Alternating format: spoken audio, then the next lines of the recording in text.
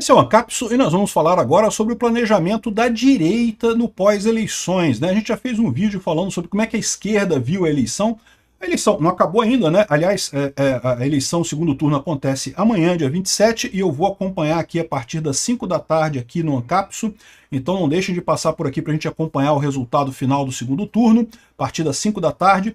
Mas praticamente já acabou a eleição. A gente já tem um resultado bacana, né? E agora o grande planejamento de todo mundo é o que vem a partir daqui. Quais são as ações da direita a partir de agora para corrigir os erros de posicionamento que tiveram nessa eleição e como é que nós vamos chegar no ponto que a gente quer em 2026, né? Vamos dar uma olhada nisso daqui, porque, mais uma vez, muito disso daqui está sendo creditado ao STF. E eu acho que é o STF mesmo. Mas o fato é o seguinte, o STF vai estar lá até 2026. Não tem nada. Dificilmente a gente vai conseguir um impeachment de alguém do STF antes de 2027.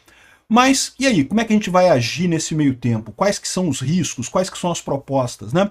Essa notícia foi sugerida por O Esporádico, Anarco-Socialista e várias outras pessoas. Obrigado aí ao pessoal que sugeriu notícias lá no nosso site, no visãolibertaria.com. E obrigado a você que está assistindo o nosso vídeo. Se você gosta do nosso conteúdo, por favor, deixe o seu like, se inscreva aqui no canal, né? Pois bem, qual que foi a grande visão do pessoal da direita nessas eleições? Foi de vitória, e eu concordo plenamente, foi vitória sim. A direita sambou em todas as cidades grandes aqui no Brasil, ainda foi para o segundo turno com um monte de chance. A gente não sabe ainda o resultado do segundo turno, mas eu suspeito que vai ser muito bom para a direita também. Pouquíssimos candidatos da esquerda têm alguma chance de ganhar, alguma reviravolta que pode dar alguém contrário a Bolsonaro, então, em princípio, mas mesmo que dê, mesmo que a esquerda ganhe o segundo turno agora, o primeiro turno já deu uma vantagem tão grande para a direita que não tem como reverter isso, né? No final das contas, a direita se sagrou a grande vencedora disso daqui. É lógico, se você vê os sites de esquerda, estão falando que não, que quem ganhou foi o Centrão, que ganhou por causa das emendas PIX, do orçamento secreto, né? A gente já falou no vídeo sobre os próximos passos da esquerda, né? Agora, aqui teve alguns problemas na direita também, por mais que a gente esteja bem, por mais que tenhamos ganhado essa eleição, teve o problema que muita gente viu aí de divisão, né? O Marçal causou uma confusão muito grande. O Marçal, a essa altura, todo mundo já viu que é um infiltrado, que estava aí para sabotar a direita mesmo, mas isso não muda um fato central, né? Que se eles conseguiram fazer isso em 2024, eles vão conseguir fazer em 2026 também. Talvez com o próprio Marçal, talvez com algum outro candidato também que eles possam infiltrar aí para tentar fazer alguma coisa. Então a direita tem que estar preparada para isso. O PL está atribuindo essa crise que teve, essa divisão na direita, né, essa perda de controle aí no apoio ao Nunes ou ao Marçal em São Paulo e coisa e tal, ao fato de que o STF vetou conversas entre Valdemar e Bolsonaro. Para quem não lembra, o STF, numa decisão totalmente sem sentido, totalmente política, sem lógica nenhuma, vetou que Bolsonaro e Valdemar conversassem entre si. Isso durante a campanha. É lógico que foi uma decisão com o objetivo de prejudicar o PL. Ninguém tem nenhum questionamento disso, né? Mas, no final das contas, o que eles estão querendo dizer aqui é isso, né? Que como não teve essa conversa, acabou que soltaram alguns fios soltos aí, não teve uma abordagem centrada nessa história e, no final das contas, acabou tendo esse problema da divisão, né? Eu acho que foi mais do que isso, tá? Não foi só esse o problema, foi também o problema justamente de que a direita não gostou do Nunes. E aí isso expõe um problema central nessa história toda, né? O Valdemar está dizendo aqui, ó, que ele aposta na anistia do Bolsonaro, então ele acha que o Bolsonaro vai poder se candidatar em 2026, mas diz que o PL ainda não tem votos para derrotar o PT. Ou seja, ele acha que Bolsonaro será o candidato em 2026, mas que Bolsonaro vai perder em 2026 para o candidato do PT. Eu não sei, eu acho que o Valdemar está errado nessa visão dele aqui, mas pode ser, ele certamente entende mais de política do que eu. E o ponto central que ele coloca aqui é justamente o seguinte, olha só. Ele reforçou a expectativa de uma anistia para o Jair Bolsonaro concorrer à presidência em 2026, mas reconheceu que o partido não tem votos ainda para derrotar o PT. Para sanar um desses problemas, que é o da falta de votos, o Valdemar defende atrair eleitores do Centrão, mas diz enfrentar problemas dentro do partido para avançar nesse plano, né? E qual que é o problema nesse caso? É o próprio Bolsonaro, né? Ou seja, é por isso que era tão importante os dois conversarem. E olha só, e nessa aqui eu tô com o Valdemar, tá? Eu acho mesmo que um dos problemas que o Bolsonaro teve em 2022 foi de não ter feito sinalizações mais ao centro. Eu falei isso para vocês. Bolsonaro tivesse colocado Temer como vice, teria uma sinalização enorme para o centro, para o pessoal da isentosfera. Não adianta brigar com esse pessoal. Esse pessoal é burro, né? Tá votou no Lula no final das contas. Mas não adianta brigar desse jeito, tem que ter o voto desse pessoal. Uma maneira de fazer isso seria justamente Bolsonaro sinalizar mais ao centro, né? E a questão do Nunes passa exatamente por isso daqui.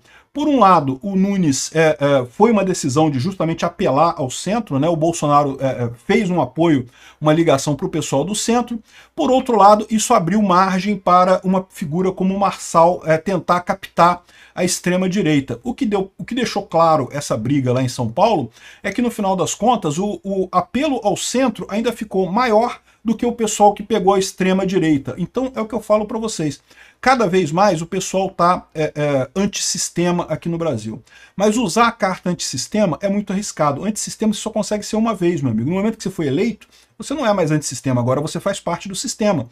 Então é uma carta suicida, é uma carta que não tem apoio. E no final das contas, mesmo com essa força toda que o Marçal fez lá em São Paulo de explorar esse negócio do antissistema, porque vamos combinar, né? Marçal não é de direita, ele pode se dizer antissistema. Antissistema ele pode se colocar. Não, eu sou de fora do sistema, eu vou quebrar a roda e não sei o que lá. Mas a verdade é que ele não conseguiu mais votos do que o Nunes. Então repara como é que isso daqui, a eleição em São Paulo dá um recado que o Valdemar tá certo e o pessoal ligado ao Bolsonaro, que quer um candidato próprio, que quer uma pessoa mais extremista e coisa e tal, está errado.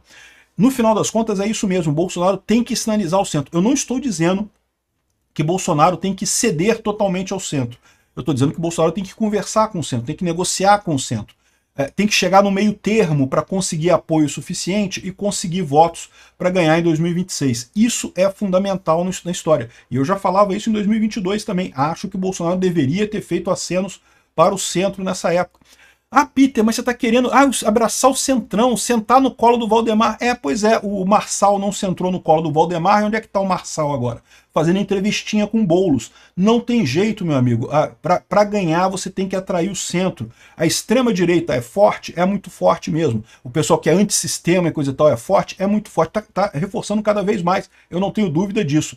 Mas só isso daí você não consegue ganhar a eleição. Você tem que atrair o centro. É difícil? É difícil. É justamente por isso que o Valdemar está dizendo, que essa falta de conversa entre ele e o Bolsonaro foi o que causou esse problema todo na direita, né?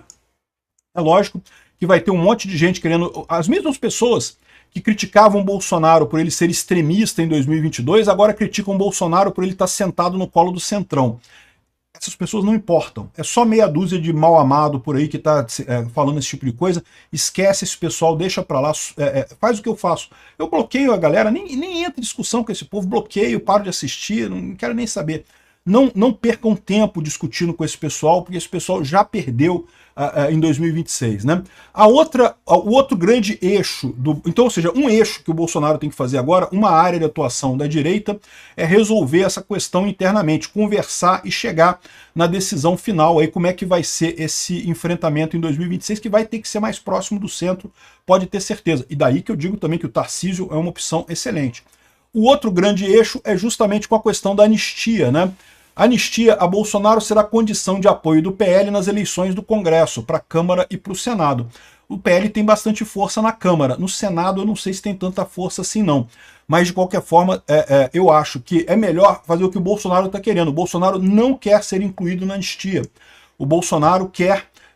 Por quê? Qual que é a visão do Bolsonaro? Se a anistia for só para o pessoal do dia 8 de janeiro, ela vai ter mais chance de passar do que se for uma anistia que inclua ele. Então ele quer ficar de fora. Eu acho que é uma coisa razoável, uma coisa bastante razoável, até porque, como eu falei para vocês, dependendo de como as coisas andem na economia daqui até 2026, Bolsonaro vai estar elegível de qualquer forma. Tem outros caminhos dele recorrer ao STF, ao TSE, para estar elegível em 2026. Então é realmente melhor ele não estar, para quê? Para favorecer passar a anistia para o pessoal do 8 de janeiro. Então, é isso daqui, ó. Anistia, eu diria que anistia não a Bolsonaro, mas anistia ao pessoal do 8 de janeiro vai ser pauta. Aqui, ó, a proposta da anistia não trata do assunto Bolsonaro. Nós temos que fazer isso no andamento, no andar da carruagem. Temos que fazer isso na pauta do presidente da Câmara e do presidente do Senado. Então isso eu acho uma coisa muito importante de ser colocada. Acho que o PL tem força para fazer isso passar, porque todo mundo está vendo a agressividade do STF nesse aspecto, o absurdo que é isso daí, e todo mundo sabe também que o STF, no final das contas, está fazendo essa agressão toda justamente para posar de bonzinho mais adiante e anistiar todo mundo. Mas eles querem fazer essa anistia por outro lado, eles não querem fazer essa anistia pelo Congresso porque isso dá força para o Congresso. Justamente por isso o Congresso tem que colocar a anistia na pauta, tem que entrar nisso daí para mostrar que o STF está errado, que o STF está fazendo um julgamento show, um julgamento que não faz lógica nenhuma, né? Lembra, eles estão tentando fazer a ligação do Bolsonaro ou de algum deputado do PL com as manifestações e não estão conseguindo, a ponto de terem batido no Gustavo Gaia para tentar achar alguma coisa ali, não tem nada para ligar esses deputados ao 8 de janeiro. Então não tem nem porquê esse processo estar no STF, né?